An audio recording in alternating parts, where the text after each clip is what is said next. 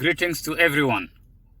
My name is Ali, and I want to discuss about torture, persecution, brutality, extrajudicial killing, specifically by number one killer cop in Kenya, Ahmed Rashid. Ahmed Rashid wanted to slaughter me using a long panga.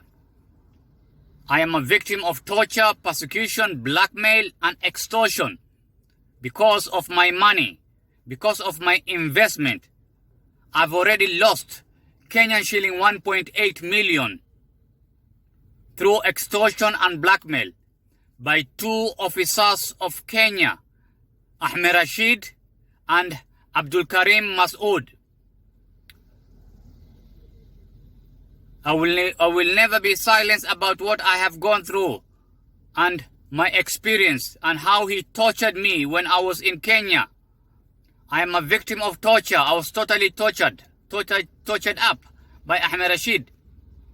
He fractured my left leg on February 2019, and also he raided and kidnapped me on September 2018 and took me to a deserted area at Juja Road location at petrol station, whereby he put a pistol on my head and also had a long panga, tried to slaughter me. Ahmed Rashid wanted to slaughter me with a panga. I'm a victim. He wanted to slaughter. He said he's going to slaughter me and dump my body to forest to be eaten by animal. That is what Ahmed Rashid said. He said he's going to kill me because I have reported him. I've reported him to IPOA. I've reported him to Inspector General Office. I've reported him to Internal Affairs Office.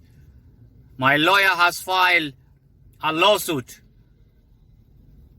because I'm a victim of torture. So a lawsuit was filed at the Constitutional High Court for human rights violation. And I'm going to speak up. I will continue to speak up about Ahmed Rashid. Thank you, everybody. Thank you for everyone. Thank you for everyone who is listening to me.